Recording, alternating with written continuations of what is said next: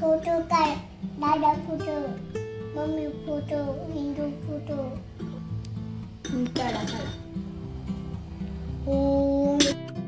समोर सूर्योदयाचा व्ह्यू खूप सुंदर दिसत आहे आणि खूप दिवसांनी असा योग आलेला आहे। आज आपण निघालेलो आहे महाशिवरात्रीच्या पूजेसाठी। इथं मंदिर आहे आणि आपण जस्ट पोहोचलेलो आहे। ही रांग बघताय तुम्ही, रांगेमध्ये जवळजवळ 1 ते 1.5 तास गेलेला आहे। या मंदिरापासून आम्ही आता इथे आहोत रांगेमध्ये, तर हे जवळजवळ 1-1.5 तासाचं अंतर होतं।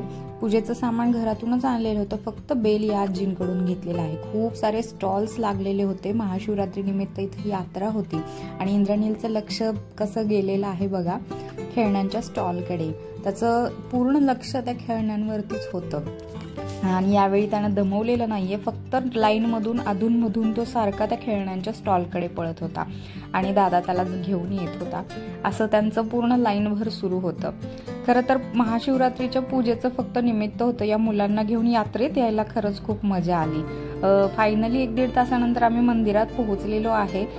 गर्दी जरी खूप असली ना तरी लोकांनी लाईनची शिस्त पाळलेली होती। फार असा त्रास नाही झाला आणि छान प्रकारे पूजा झालेली आहे। सगळ्यात पहिल्यांदा नंदी महाराजांची पूजा झालेली आहे आणि मंदिराची सजावट खूप सुंदर आकर्षक केलेली होती आणि सगळेजण गर्दी असूनही अगदी शांततेत पूजा करत होते। थोडीफार गडबड होत होती पण खरंच खूप शांतता आणि मंदिराचे जे कमिटी मेंबर्स आहेत त्यांनी मॅनेजमेंट खूप छान केलेलं होतं आणि सगळ्यांना व्यवस्थित पूजा करता येत होती। बघताय तुम्ही किती प्रसन्न आणि पवित्र वातावरण होतं सगळं आणि या मुलांना म्हणजे पूजा करायला खूप आनंद वाटतो, म्हणजे आवडतं त्यांना ते आणि खूप छान गोष्ट आहे ही। खूप छान प्रकारे पूजा झालेली आहे।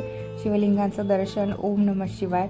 त्यानंतर बाहेर येऊन हे टिळा लावलेला आहे, नाम म्हणायला येईल हरकत खरं तर, पण खरंच खूप छान असं याने लुक येतो। सकाळचं असं कोवळे सूर्यकिरणांमुळे बघता तुम्ही वातावरण किती प्रसन्न दिसतंय आणि मंदिराची सजावट सुद्धा खूप सुंदर आहे आणि मंदिराच्या कमिटी मेंबर्सनी खूप छान व्यवस्थापन केलेलं होतं।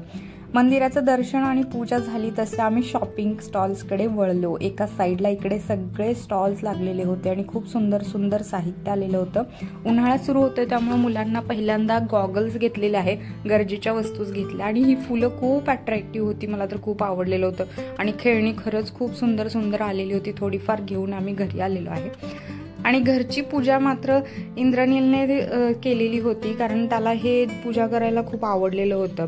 खूप वेळ तो ते पाणी सगळं संपेपर्यंत पूजा करत होता आणि त्याने सगळी पूजा आजची केलेली होती। माझा दिवस इंद्रनील घरीच असतो, ध्रुवलाही सुट्टी होती, पण माझा दिवस मात्र खूप गडबडीचा आणि धावपळीचा गेलेला आहे। अलीकडे माझी सततच खूप गडबड होते सगळं आवरणं म्हणजे। आणि दुसऱ्या दिवशी उपवास सोडण्यासाठी दादाची फरमाईश डोसा आणि हे डोश्याचं बॅटरची तयारी मी आदल्या दिवशी रात्रीच सगळं तयारी करून ठेवलेली होती आणि बॅटरही खूप छान झालेलं होतं आणि डोसा सुद्धा छान झालेला होता।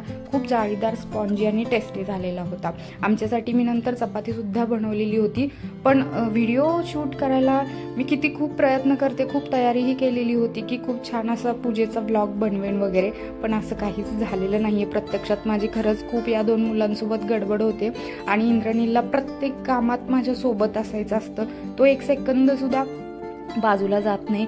सतत त्याच्या डोळ्यासमोरून मी बाजूला गेले की तो माझी मला शोधायला येतोच। त्यामुळे माझी जरा जास्तच गडबड होते अलीकडं आणि त्यातूनही मी हा ब्लॉग करण्याचा प्रयत्न करते। महाशिवरात्रीच्या सर्वांना खूप खूप शुभेच्छा।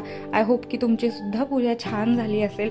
माझे नेक्स्ट टाइम मी छान व्हिडिओज बनवण्याचा प्रयत्न करेन।